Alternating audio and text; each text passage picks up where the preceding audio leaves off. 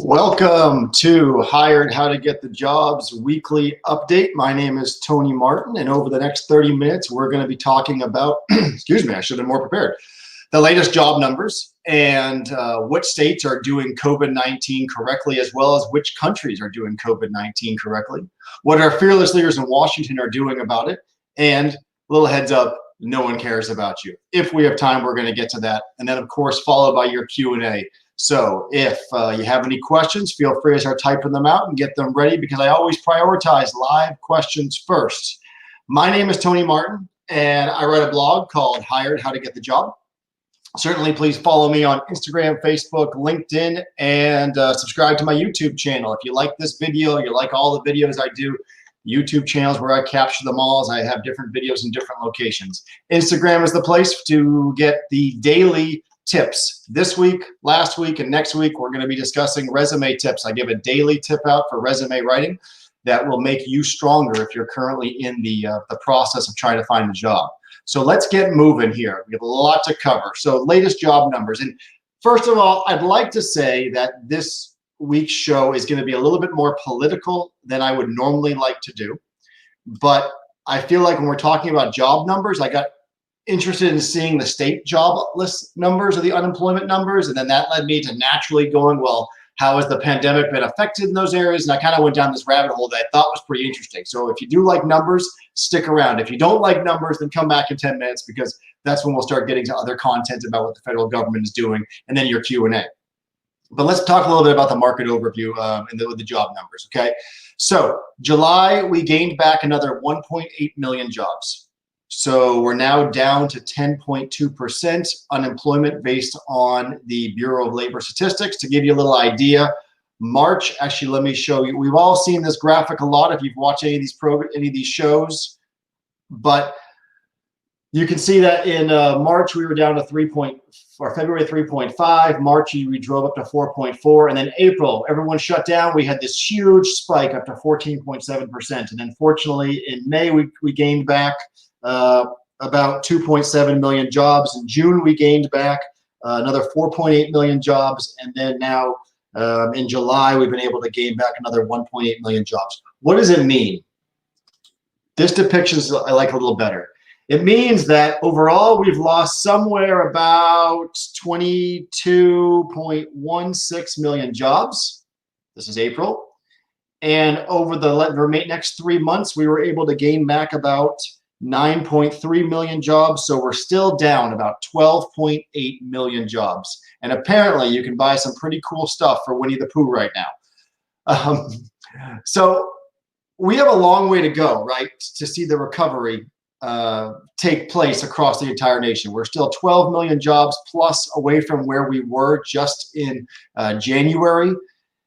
But the nice thing is that I kind of attribute this to, look, a pit bull on a leash. And COVID-19 is kind of the handler holding the leash. It is doing everything it can to hold back the economy from actually growing. But with states shutting down again in July, we still gained 1.8 million new jobs. And if you haven't seen the shows where I've done actually broken out job numbers are tabulated, take a look at it, go over to the YouTube channel, see it. It's pretty interesting, I think. But we've been able to gain jobs back because people want to get back to work and the economy wants to get back to work. So that's really exciting. That tells me that once we figure out how to live with this new norm, we are going to see more of a V-shaped recovery, because we are still gaining jobs back every single month.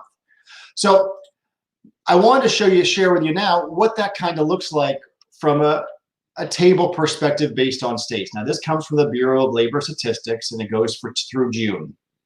And I thought, well, which states haven't shut down? Which states did shut down? Let me take this little graphic away so we can see it a little better. Which states did shut down? And then what were their job numbers? So big shock, I say tongue in cheek, these 9 states didn't shut down. And you can see that in June, their jobless numbers, Kentucky, Utah, Idaho, North Dakota, Maine, Oklahoma, Nebraska, Montana, and South Dakota, for the most part, remained open.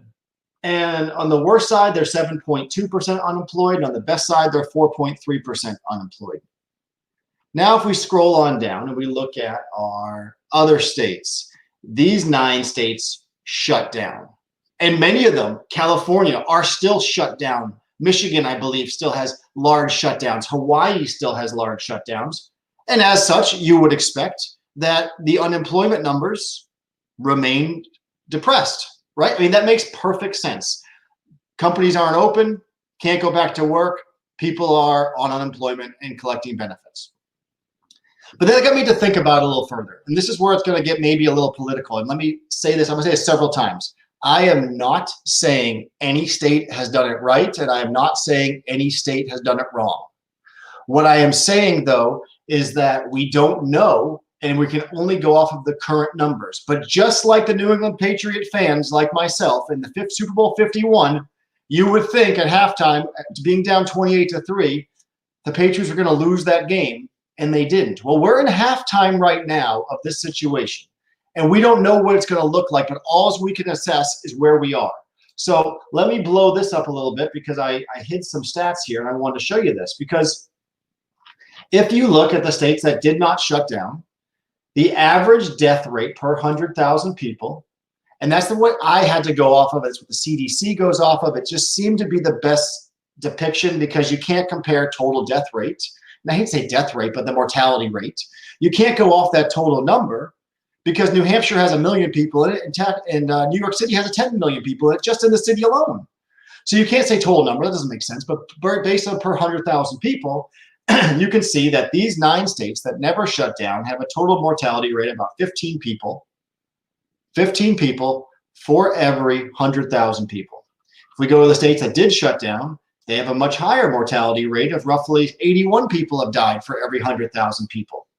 And a lot of that's because New York was the big epicenter and they didn't shut down their nursing homes, and New Jersey did kind of the same thing.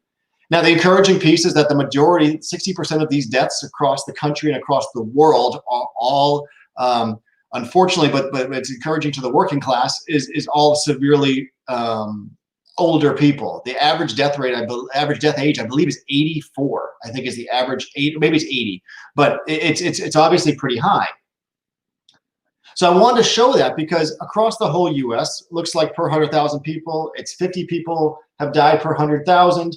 And in these states that actually shut down, they've seen worse. Now, I'm not saying they did it wrong, okay? I am just saying the data does not indicate that they did it right. And we might find out 6 months from now, 2 years from now, when we look back at this, that, yep, you know what, they actually did do it right, and they're the ones that we should be going off of. But it's really early to tell, especially when right now the data would indicate that the states that haven't shut down have done it better. Now, you can't compare that either because states like North Dakota have spread out populations, whereas cities like New York City are very densely populated. So again, I am not saying anyone's doing it right. I am just saying that if you have taken the position with the absolute statement of this state's doing it right, this state's doing it wrong, you might be wrong because we just don't know yet. And we like to go to our experts and say, well, our experts know and we need to follow what our experts are doing. But let's be honest, there are no experts right now. We're in the middle of a global pandemic of which the world has never seen before, and there's no living experts who lived through the Spanish flu, and there's no living experts who actually have dealt with anything like this that's just as transferable and things like that. So we just cannot, I cannot say that anyone's doing it right or wrong. But let's talk a little bit about the global scale. Sweden. One more interesting stat, I guess. So Sweden is the only country that I'm aware of that never actually shut down. And to this day, their population still doesn't wear masks. Okay, and I'm not saying you shouldn't wear a mask. I wear a mask. My wife and daughter are at a grocery store right now. They're wearing a mask.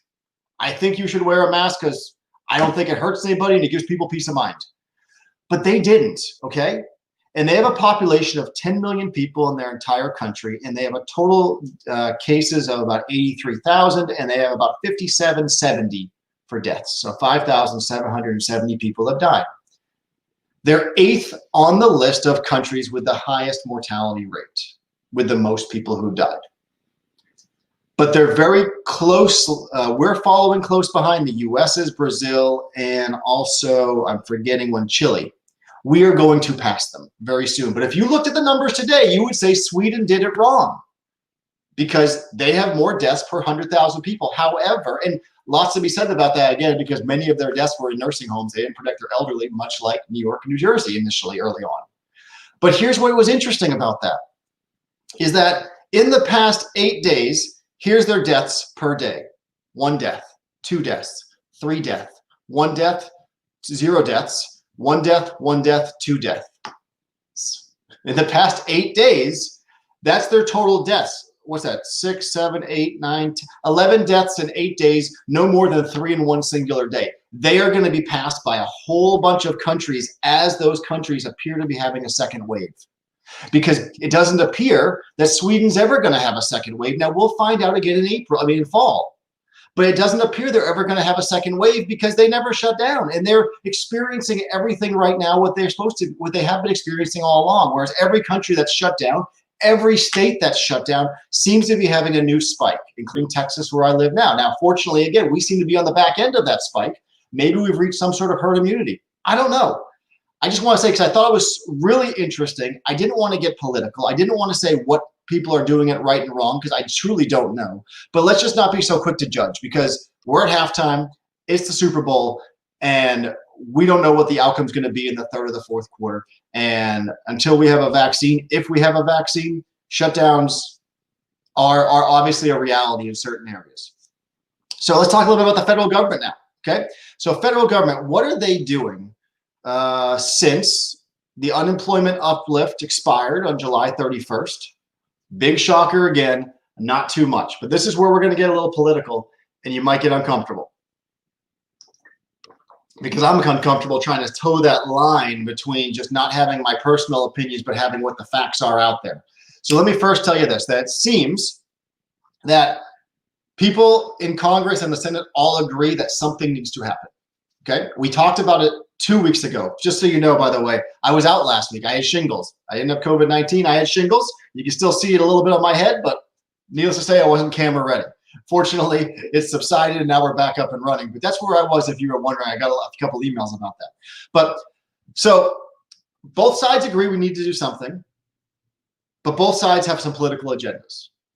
And it seemed like last week we were relatively close. Last Thursday, Senator Rob Portman from Ohio proposed a resolution that said, look, Democrats, you want to keep it $600 a month for the remainder of the year. Republicans don't want to do that, but let's just do this. In the meantime, while we debate this, let's keep the $600 a month in place until we figure out what the next steps are. Well, the Democrats turned that down. Now, it would seem that they're just not wanting to give a win to the Republicans during an election season, which is really unfortunate, but that's the only conclusion I can draw. And I think that seems relatively true. So the next step was what President Trump did. Now, I am not a believer that President Trump does stuff intelligently when it comes to the political stage very often. But in this situation, I think he actually did something quite smart. Do I think it's legal? No. I'll say that too. He signed an executive order to fund $400 of that uplift that was lost. So we had $600, July 31st, that went away. President Trump signed an executive order saying we will now give a $400 weekly stipend to people who are unemployed, and $300 of that will come from the federal government, $100 of that will come from the states. He got the money there's a $44 billion general fund in the disaster relief fund that he had, but that he actually has the right to control this money. So because that was there, he felt like he could reallocate that because this is kind of a disaster. But it requires the states to have almost a contract, and every unemployed person, there's some accountabilities there. Some states just don't want to opt into that. So that's kind of where it is. But here's what happened, is that now we have a lot of debating going on. First of all, is this legal? And I don't know. I think it's a gray area. I'm not a fan of executive orders. I don't think the president can actually just write something on a piece of paper and make it happen. However, there is precedence. Obama's done it. Bush has done it. Clinton's done it. But it really became prevalent during the Obama reign. And now it's becoming very prevalent during the Trump era. Both presidents are doing it. So it's an apples and apples. Everyone's doing it. Doesn't make it legal, though. What the executive order was supposed to do, though, was supposed to effectuate policy. What I mean by that is maybe the House of Representatives and the Senate, they come together, they write a bill, and then in order for the executive branch to execute the bill, it has to be there has to be some things that are ironed out with who's actually responsible for what. That's what the executive policies are supposed to be for. They're not supposed to be for doing something like this. But either way, President Trump signed an executive order, to do this. Now it's done two things. One, it's given the Democrats nowhere to really go, right? Because as Democrats now we have to figure out what side of what do we like more? Do we care more about the president's winning an agenda, or do we care more about people? And that's going to be something for them to figure out. But it's also given the Democrats an area too where it seems that the Democrats are kind of debating amongst themselves, because you have Joe Biden saying that this executive order is going to bankrupt Social Security, which I don't think is ever going to happen as long as we keep on replenishing it with government money, because it's not a lockbox. But it's going to bankrupt Social Security in one argument, whereas Nancy Pelosi and Chuck Schumer says it doesn't do enough. So you can't say it's going to destroy the economy in one sense, and then it does too much in the other sense, but it doesn't do anything. So it's going to be super interesting, and I hope whoever's watching this isn't dependent on this uplift, but it's going to be interesting to see kind of how this all shakes out, because two things can be true at the same time. One, I cannot be a fan of executive orders, but this could have been a smart move by Trump, and the Democrats might have overplayed their hands and are now so adamant on not giving the president a win that it might demonize them in the upcoming election. So we'll see. Okay, we don't have time to talk about why no one cares about you. However, if you want to check it out, be sure to go over to my YouTube channel. I did a video on this Monday, so it's a fairly live video. A fairly recent video. I'm wearing a pink polo. Always a good time to see me in pink, but go check it out. Learn about why nobody cares about you, why it's a good thing, and why you probably want to know the things I'm talking about. That was terrible segue. Hey, we're new at this, right? So now let's get to our Q&A. As always, if you have questions, type them in. I help people every day writing resumes. I think I'm working on 12 or 13 resumes today, currently. I do mock interviews with people to help prepare them for what's next in their interview process. And depending on what part of the interview process they are is going to dictate what questions they're going to be asked. There are ways to prepare for interviews, okay? So let's now get to, I have a whole bunch of queued up questions from being off last week and working with clients.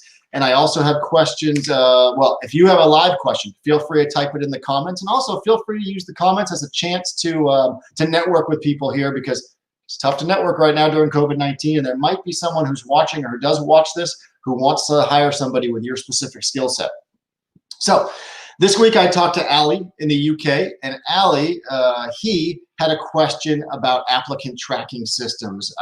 He said, I was on LinkedIn yesterday and a recruiter was talking about the ATS friendly CVs, applicant tracking system friendly resumes.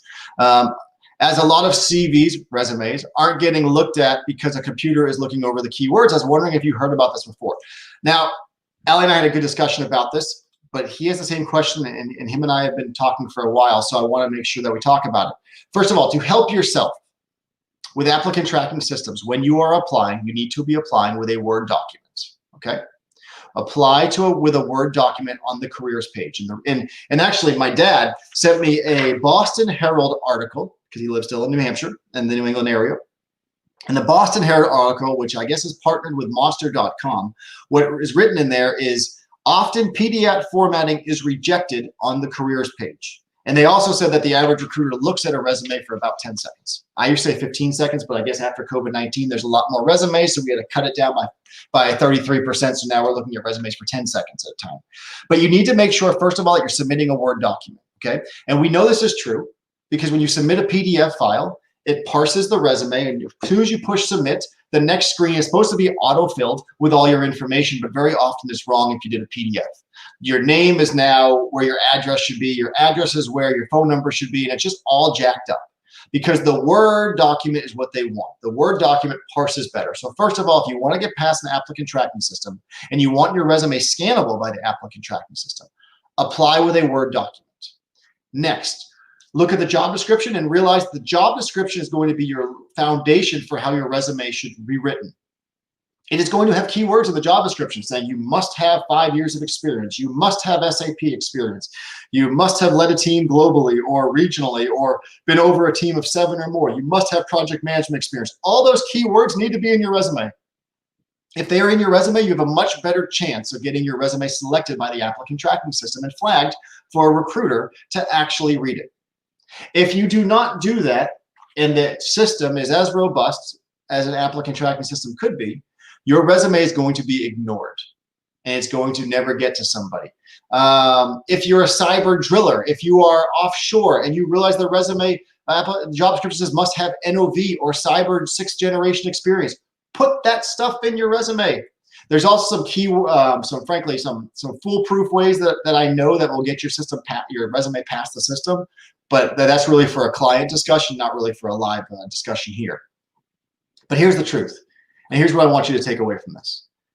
We're fortunate still that most companies don't have this overly robust applicant tracking system powered by artificial intelligence.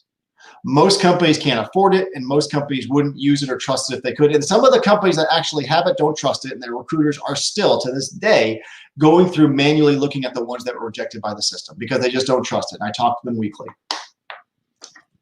So don't get too caught up in it. If it's a medium-sized or small-sized company, chances are they don't have this robust of a system. But either way, the foundation is secure. You need to be using those keywords in your resume because whether it's an AI system or a human being, they are looking for some of these things.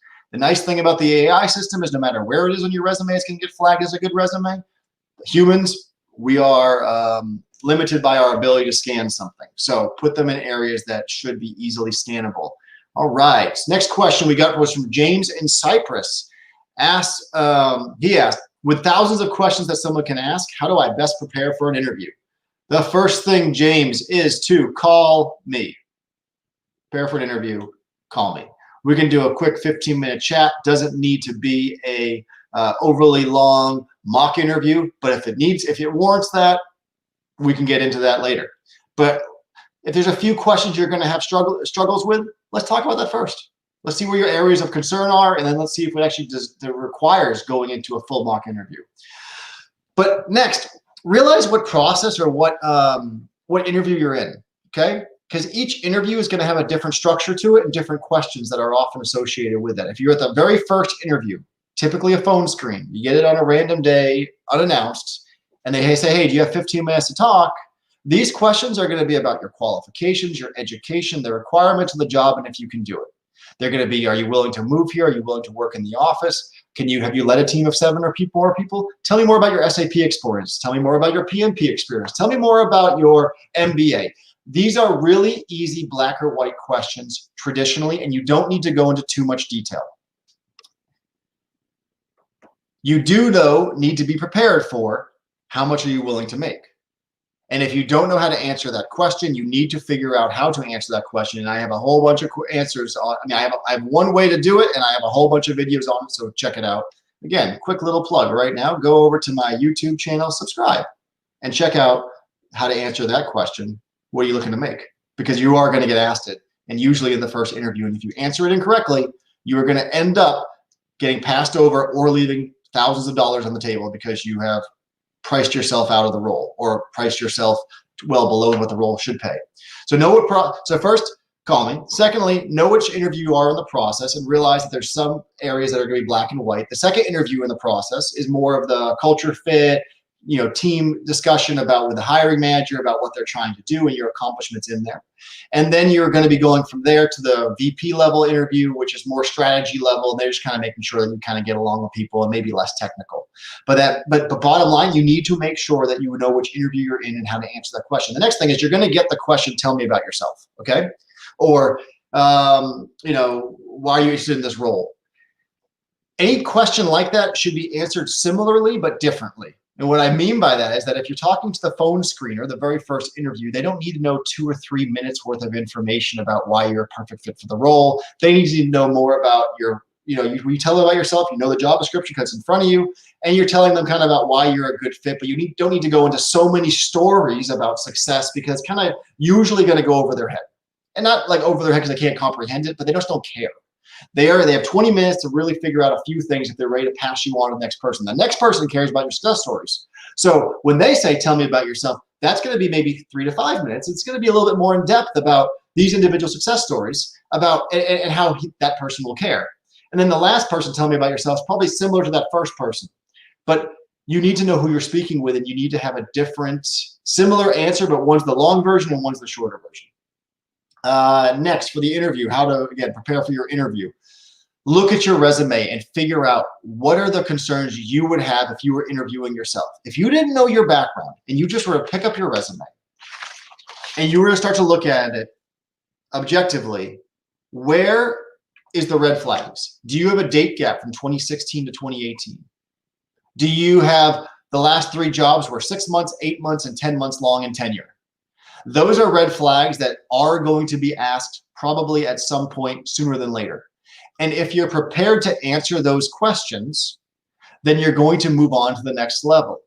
But if you're not prepared because you didn't think about them, then they're going to lead you astray and you are going to hold yourself back from moving on. So preparing for an interview is pretty simple. Look at your red flags that you would have. Be prepared to answer those questions. Make sure that you know what process of the interview you're in. And then lastly, EI questions are a big deal right now. Culture questions, motivation questions. Tell me about a time. For my people that I worked and do mock interviews with, I give them about 37 emotional intelligence questions dealing with self-awareness, self-control, motivation, empathy, flexibility, stress tolerance, problem solving, integrity, courage. There's 3 others. But I give those because I want people to be better prepared for those interviews. So those will hopefully help you be prepared. But, oh, and then one more thing, when you're getting asked questions, just a typical traditional tip that I always like to give. If the answer to the question is either yes or no, answer it yes with the information afterwards to support your yes, or no with the information to support your no. Common example I like to give, this job is in Atlanta, Georgia. Are you willing to relocate to Atlanta, Georgia? Well, you know, I've never been to Atlanta, Georgia. I guess I kind of like it. I mean, I like the Falcons. You know, yeah, I guess I'd be open to relocating to Atlanta, Georgia. There is no confidence in that answer whatsoever.